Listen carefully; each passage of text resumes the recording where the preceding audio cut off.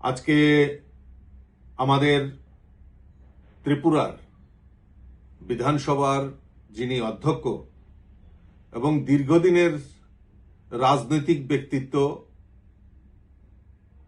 আমাদের বিশ্ববন্ধু সেন, উনি আজকে সকালবেলায় উনি আমাদের ছেড়ে চলে গেছেন।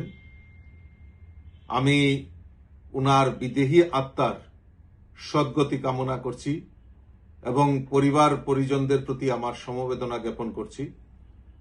এটা আমাদের ত্রিপুরা রাজ্যের একটা অপূরণীয় ক্ষতি। আমি ভারতীয় জনতা পার্টির ত্রিপুরা প্রদেশ কমিটির পক্ষ থেকে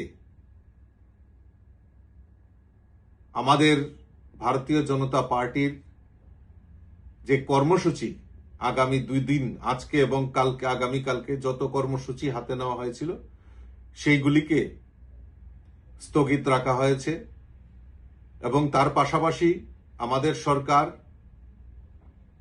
আগামী 3 দিন ব্যাপী ওনার প্রতি শ্রদ্ধা জানিয়ে শোকের ঘোষণা করেছেন এবং আজকে ছুটি ঘোষণা করেছেন।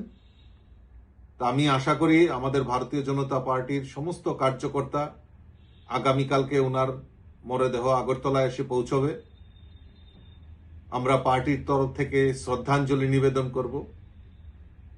আমি সকলকে এই বিষয়ে আমি অবহিত করার জন্য আমি এই মাধ্যমে আপনাদের সকলকে অবহিত করছি।